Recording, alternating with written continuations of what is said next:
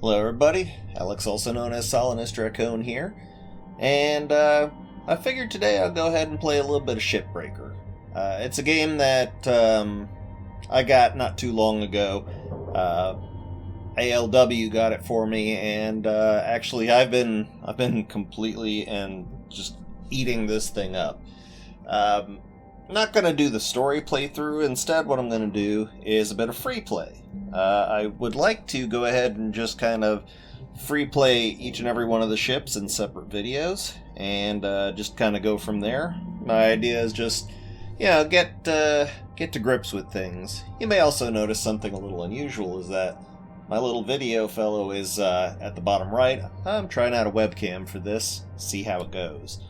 So, I'm going to start off with the most basic one, the Mackerel, the light cargo. Simple, easy, small ship. Let's go ahead and get to it and take it apart.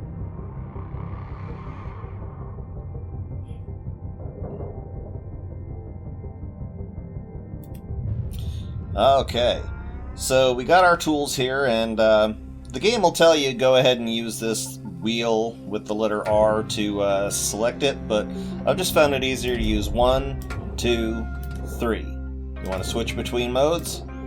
Just press 2 and 2 or 3 and 3. Simple as all get out. So always start off by turning on your lights with the number 5. And our first order of business, this is what you generally want to do with any ship you're doing. The first order of business is let's make the ship safe to work with. Now, I've completed the campaign. This is open shift mode. Definitely the regular standard version has a lot to recommend it. Mainly in that the pacing, since you only get about 15 minutes per shift, is actually pretty perfect, on par with game progression. Just a little bit. It helps you upgrade things a little bit better than you normally might. But I'm just doing open shift because I don't want to have to worry about oxygen, and I'm doing free play just because, it's a bit of fun. So first things first, to make the ship safe to work with, you want to get in and vent the atmosphere out. So first find the airlock. If it's blue, that means that it is pressurized. Airlock depressurizing.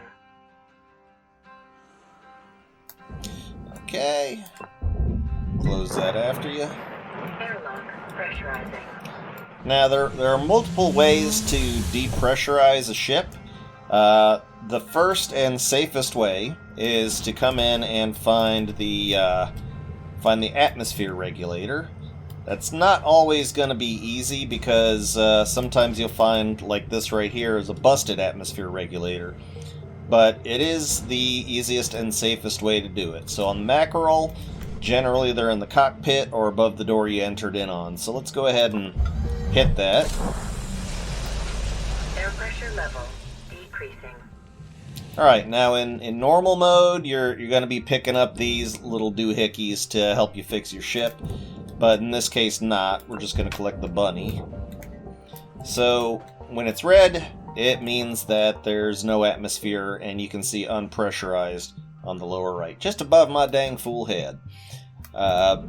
Now, this only depressurized this portion of the ship on account of the fact that this door closed. But generally, when you open a door within the ship, it's perfectly safe. All it does is fling a bunch of stuff about. And at worst, you're going to lose an atmosphere regulator. So let's just open the door and deal with that decompression nonsense. Yeah, it's going to fling a whole bunch of stuff around, but honestly, it's not a big deal. My guy is panting way too hard for that. So now that that's done and the ship is completely unpressurized, let's make our first order of business to go back and detach the thruster. Okay, you want to do that early, and the reason for that is, of course, if you take out the power stuff, like if you take out the reactor or what have you before you do this, then you will not be able to detach that, and that means that when you extract the thruster from this thing, it's going to be stuck. So always detach that. Next, to continue making the ship safe, I'm going to detach the barrels from these lines. You see, the yellow light means that the fuel lines are active. And when you detach the barrels, they're no longer active. So that has further made that safe.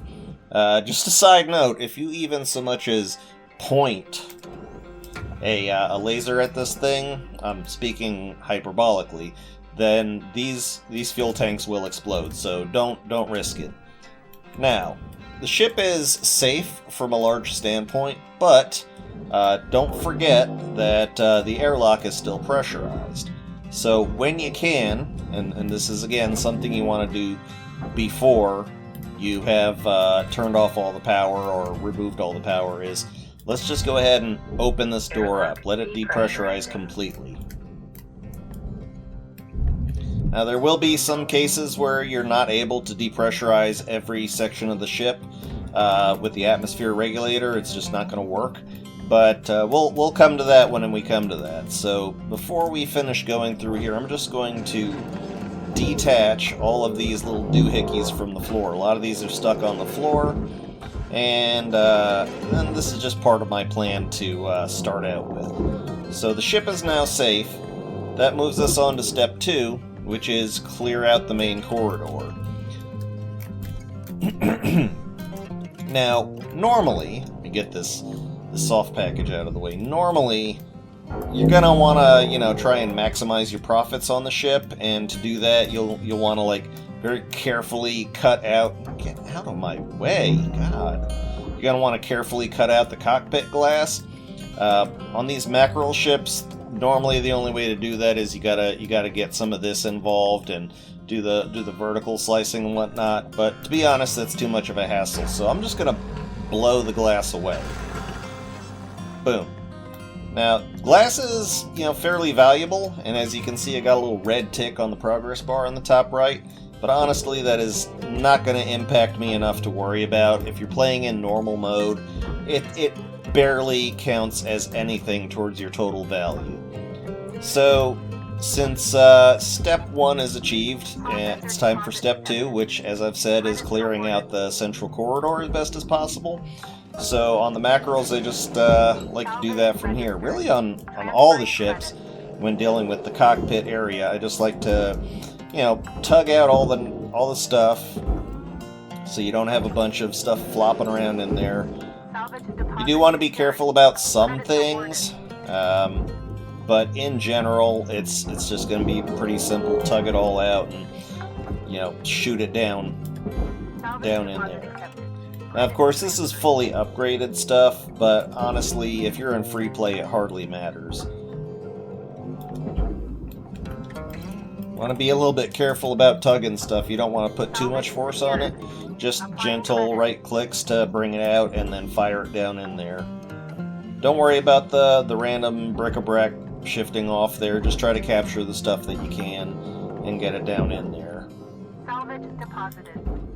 Now, the power box, you want to be pretty gentle about, because the power box has been known to cause issues. So at the very least, get all your flammables and combustibles out before you do that. I want to try to avoid any kind of explosions happening here. If you grab any rubbish, honestly, you can leave it be, or just fire it into the incinerator, or laser beam it completely down. Applying credit. Try not to whip things around too much if you can avoid it. Okay. Just getting the storage bins. And yeah, it looks like I already made the power box do that thing.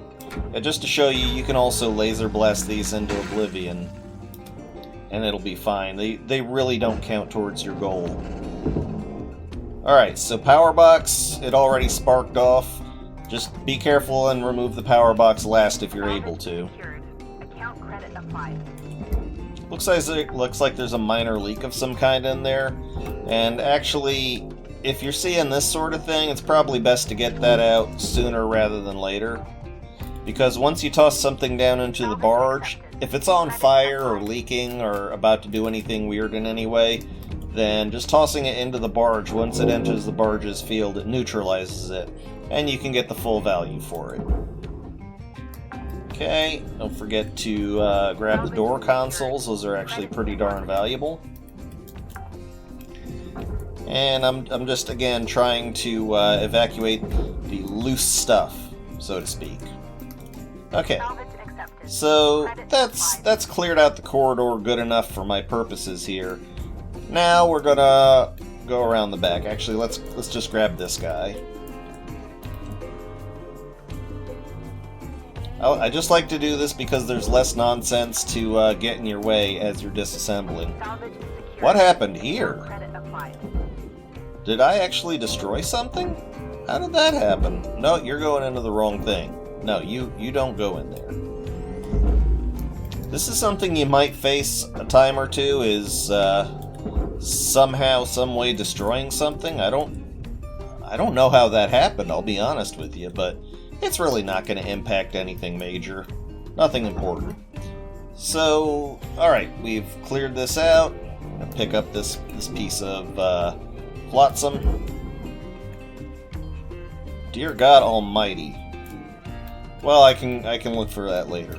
So now that this whole corridor is cleared out and I've released the thruster, remember that's important, the next thing I'm going to do is just kind of go around and pick off any parts from the outside of the ship that need to go in the barge, like the antennae, the exterior door controls.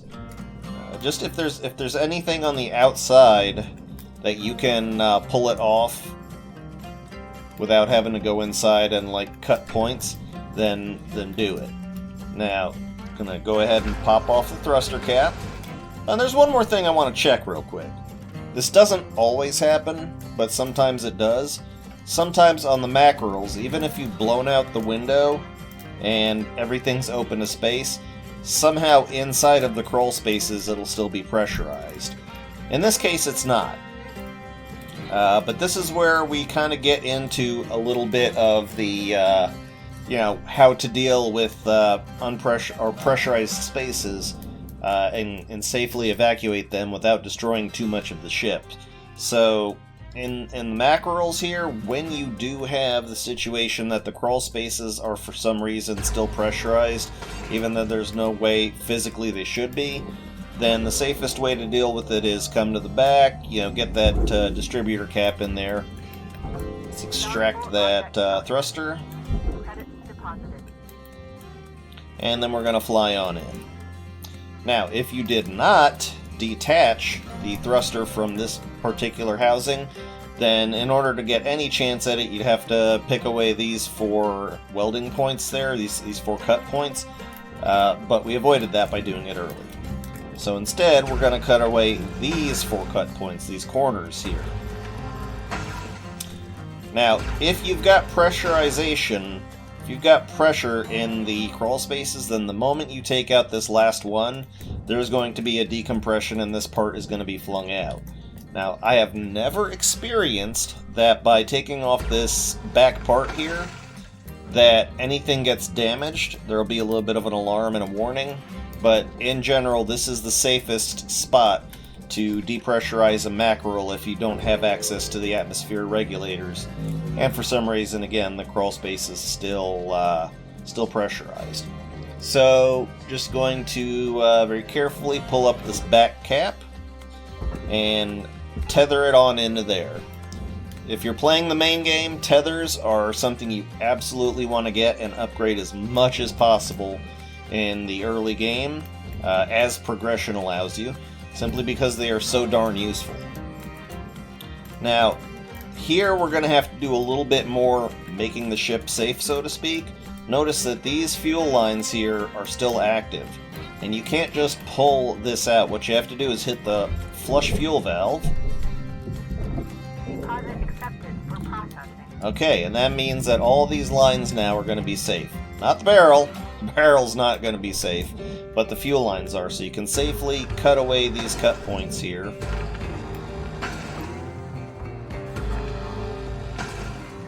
And that's going to let the nacelles out. Now the nacelles are a part that goes in the barge, so we're just going to very gently drag them back out and then simply tether them down in there. Simple as dimples. Next, Over here, open the fuel flush valve. And rinse and repeat. Salvage secured. Applying credit.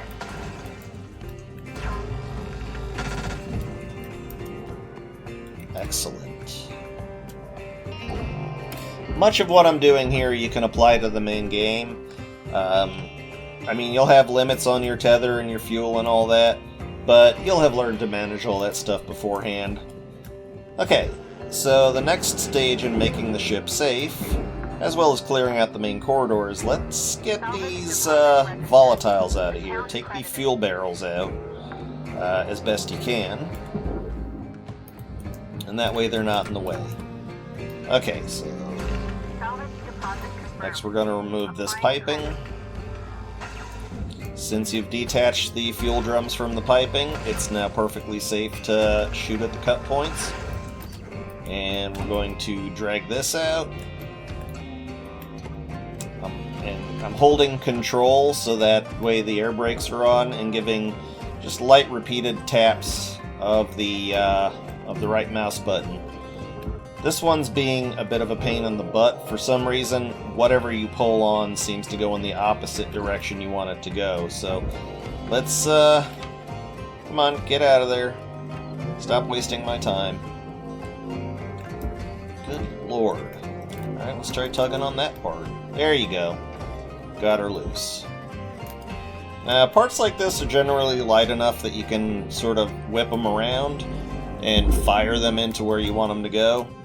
But if you've got unlimited tethers, or hell, if you just don't mind, you know, refilling the tethers once they run out, then you can just tether them in there. I could go either way. Okay, so we got that out of the way. It's not completely 100% safe yet. And to get these fuel barrels out, I mean, if you're really wanting to nitpick about it and be super careful, you could blow out this section right here and all that, but I'm going to take a little bit more efficient of an approach. There's really not much on either side of this thing that's going to cause me issues. Although I am going to take care of the front first. So that brings us to step 3, which is, you know, of course after make the ship safe and, wow, I really did a number on this and I'm not sure how. After step 1, which is make the ship safe, and step 2, which is clear out the central corridor, then step 3 is completely and totally remove as best you possibly can the externals of the ship. I actually fired that piece of metal into the wrong processor, and I'm going to get a small penalty for that, but honestly, the raw metals, the aluminum that go into the processors, really are not worth that much, so I will sacrifice them if it comes down to it. And of course, I'm taking a bit longer to do this than I normally would because I'm explaining and talking, and you know how YouTube videos go. So let me just go ahead and extract these problematic elements. And I'm going to remove these front parts here. Credits awarded. Oh, it's a good thing I'm editing out the coughs.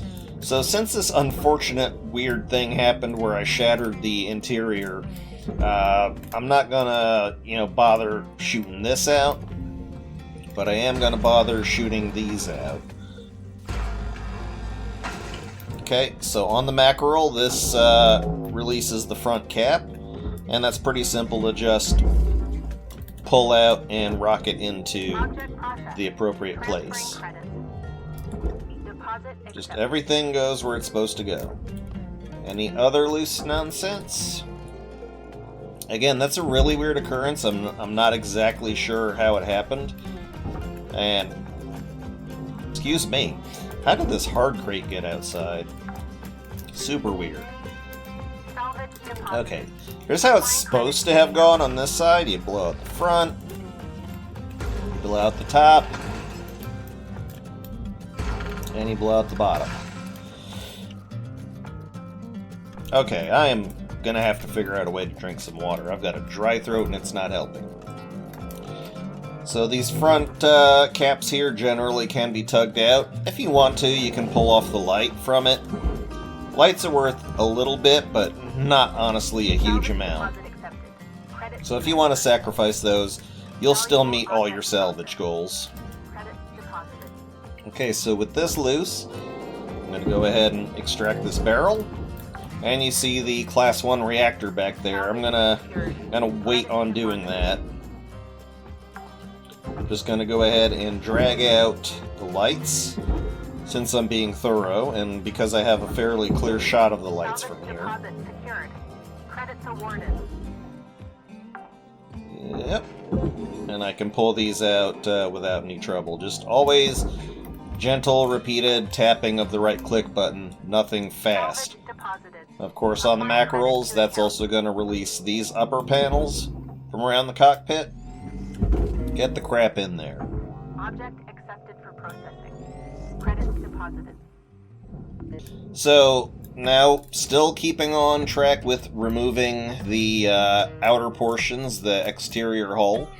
It's generally best not to start from the front, but to start from the back. Like a lot of creatures will do, start from the butt. So, being very careful not to let this in any way, shape, or form, point directly at this, or in such a way that after I cut through this, it'll hit that, as I'm going to blow this out. Then I'm going to carefully maneuver my way in here, and position myself so that there's no possible way I can hit anything volatile. And I'm just going to go ahead and blow out all the cut points. On Mackerels, they'll only be along the bottom row, except for the front caps. Now, of course, we've got a radiation containment unit here, and that's going to get in our way if we're trying to move forward. You're not going to be able to pass under or over one of these things. So just, fire as far ahead as you can. Okay. Looks like I got all that. And I still have to release the airlock before I do anything else. Now you can, cut the points on these things right here, but honestly, if it's all going into the same hole, don't bother. Everything that's attached to this thing is going to be going into the same hole. Now, if you get yourself into a situation where the airlock is still pressurized, or whatever behind it is still pressurized, hello? Okay, you're just attached. Then this is another sort of safe way, as well as, taking off the back on the Mackerel to depressurize, is there will be this little inner joining, this little inner cut point that actually connects the airlock to its enclosure, and usually doing that will result in, there'll be some venting, but it won't be anywhere near as worrisome or explosive as doing it other ways. Sometimes you are just going to have to face busting up the ship, but hopefully you'll be able to find a few of the safer cut points. Ooh, that was super dangerous. That fuel barrel is still back there. Alright. So I have completely released the external side of the ship on this side from the internal hull. Now, all of the pipes along here, those go into the processor, so honestly there is no reason for me to detach anything else. All of these outside panels attach to the processor.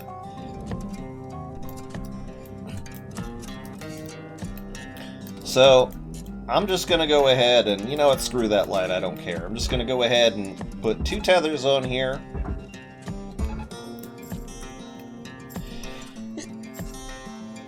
And I'm just going to let that drag itself in there. So now this barrel, these barrels are heavier for some reason. So I'm just going to let that barrel sink straight down, and as long as you didn't fire directly at the barrel, you didn't risk causing any explosions. That's going to slide on in there. Somehow the second tether got hit.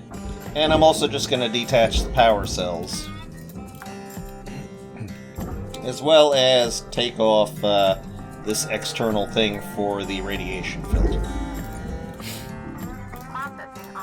Now, radiation filters, they're considered higher hazard, But honestly, if you're doing it right, they're very little trouble.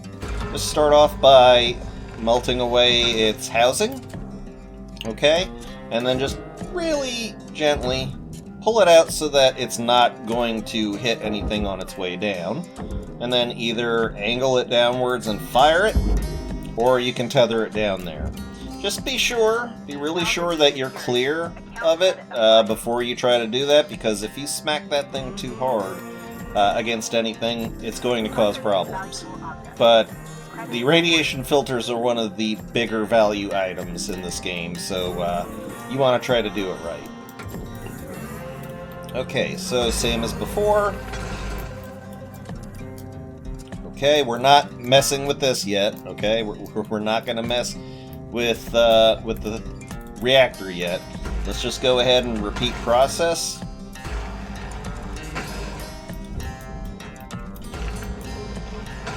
Burn out all the lower cut points here.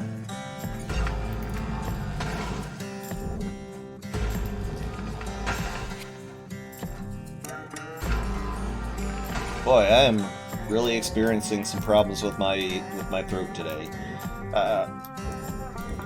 Now, I prefer to tether from the back because just, I don't know, the way that things generally tend to work, it works out better if you tether from the back.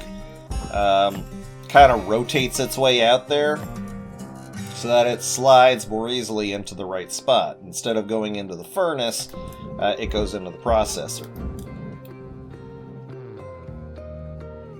Boy, it's a good thing I've got audio editing software as well as video editing, so I can mute my coughs. Alright, so that's going to go in there nice and easy. Now the Class 1 reactor, you've got a 100% clear shot, so let's just go ahead and extract, pull it out, tether that bad boy down there, and calm down, my dude, it is honestly not that bad.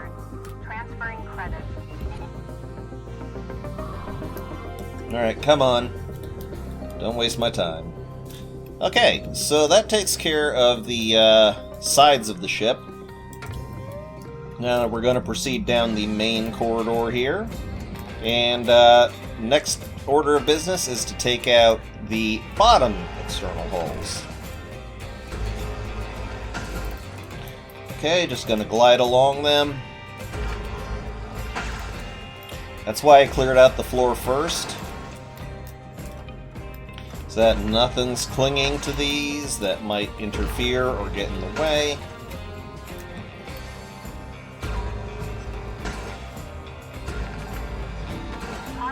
Okay, there's only 4 of those in here. So now I go down and you'll want to take a quick gander at them because sometimes the greater mass of these things will be actually aluminum that's supposed to go into the furnace. In this case, it's all external stuff. It's all processor stuff. So just tether or force push them in. Okay. Now this is convenient doing it this way because that's opened up the bottom of it for us to just easily be able to tug stuff out, yoink it out, and shoot it down in there. No muss, no fuss. Make it easy. And this is where the real money is, honestly. All of these packages and cargo and whatnot. Just look at our yellow racking up there. Salvage deposit registered. Account credited. Klein Mark II is coming along nicely. This is a hazard level 8 for some reason. Probably because of the radiation filter, but we've taken care of that already. Okay, soft crates, hard crates. Go ahead and do the lights if you want to. Honestly, it is really not going to affect your bottom line all that much. The lights are actually pretty low value, and these little round lights right here, you'll get penalized for incinerating them. Huh. Well, for some reason it's not worried about it. Let's check this one out. Now, let's incinerate it. 3,400 credits. That is nothing. That is a blip. That is piffling. So you can completely ignore the lights if you just don't want to be bothered by it. So now I plan to completely and totally clear out the inside of the ship, take everything that's valuable. Sometimes, heck, like I'm doing right now, you can just grab a hold of something and swing it downward, and it's got enough momentum to get in there. Also, cancel your tethers once in a while. That'll let things settle down there, and you can only have so many tethers at once. Okay. Salvage deposit confirmed. The door, the airlock consoles, those are ones you do not really want to miss. I still don't know how that side of things got blown out, but I'm not going to worry about it too much. Okay, so now that we've gotten rid of all the valuables inside here, let's just go ahead and take off the top.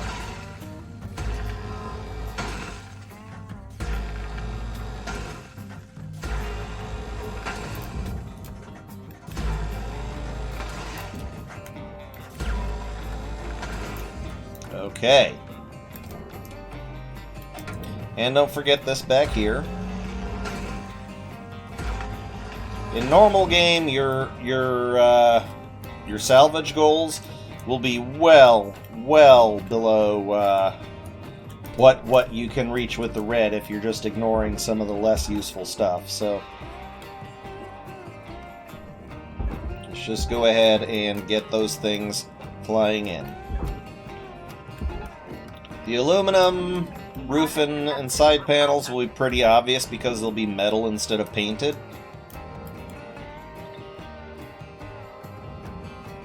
Alright, and we've got the carcass of the ship now. So, excuse me, you'd think we're done, but actually the radiation containment unit is pretty valuable.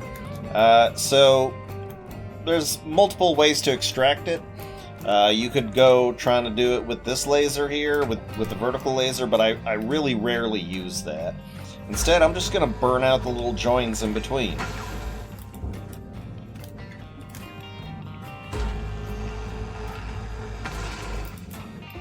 It's honestly not that much value, and it's just going to make it so much easier to extract this thing.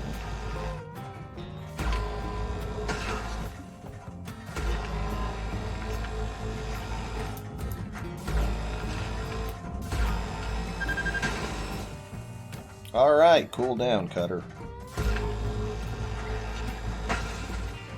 So, you know, I lost a few thousand on that. I'm going to very gently tap this with the beam, and as you can see, the outline is blue, which means that it is completely free and able to be pulled away. I tend to prefer 2 tethers for this piece. The tethers will be red if their path is blocked, and blue if it's not. If it's red, then it's just gonna, you know, peter out really quickly. So away it goes. Now, as far as I can tell, as far as I can see, there is nothing else worth salvaging from this thing. It is all just metal. Metal and fabric. Just all stuff that can go straight into the incinerator. Valuable object accepted for processing. Let me kill my tethers. And when possible, I do enjoy just hauling the entire carcass of the ship in there. So I'm going to just anchor to the back here.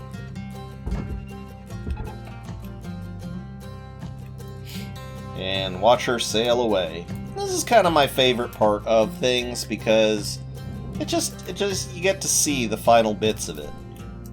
Now, if it's light enough, you can give it a bit of a push. Speed things along. And if you get close enough, then you can drop your tethers on account of the fact that these things have their own pull. There we go. Raw material processed. Credits deposited. And once it's in there, it's in there. You're not pulling it back out. Alright, it is now gone. But as you can see, I am not quite at my goal, so let's go ahead and use our scanner to see what we're missing. I'm going to start on the structural analysis, because that'll show me points that I've missed. I don't really see anything colored here. There is that thing. What is that? That's an aluminum panel. That is worth nothing. That is not nearly worth enough of what I'm missing here. Now, things will be accounted for. If you've completely destroyed them, or they've gone off the map, then they'll at least be accounted for as part of the red. So I'm missing something still. So now I'm switching over to objects, and let's see if there's anything I've missed as far as objects go. I'm looking up. I'm looking down. Aha! What have we here? The thruster never made it in. Okay. Makes sense. There we go, that's accounted for all of it. One thing you might want to do towards the end of the mission is just like float down to the barge. Unlike with the processor and the furnace, going down into the barge is not harmful or deadly in any way. It doesn't cause any problems. Everything down here is inert. And if you see anything red down here, then that means it's not supposed to be there. And that could account for why it's not counting towards your stuff. But that was the Mackerel. Hello, what are you? Food pack. Oh, let's just clean up after ourselves. Cool. So, yeah, it's Mackerel is the simplest ship. You honestly don't have to worry about it. Just as long as you hit your marks. As you can see, we had to sacrifice a little bit of metal and a few lights, but I mean, just look at the bare flicker of a dent that just the glass and those parts of aluminum we sheared away from the radiation containment housing. Look at the tiny little blip it made. That is like maybe 5%. You got to get up to like 10-20%. Before in the main game you're actually worried about not meeting your salvage goals. So just burning up little things like that isn't going to bother anything. Again, in the main game you're going to be potentially worrying about fuel and O2 and health and all that. But honestly, if you're playing the regular shift, not the open shift, then things will be paced well enough so that you'll be able generally to make it through a stage without having to refill your oxygen or your thruster fuel, and if you played it safe, even your health. So, you know, play it however you want. I'm going to do open play, and like I said, I plan to do one of each ship. Just doing them all, because there are minor differences between each ship, even if it's the same class of ship, like if it's a Mackerel, but it's a different type. There are minute differences. But I want to thank you for watching if you watched this far. Once again, I am Alex, also known as Solanus Dracone, and this has been Shipbreaker.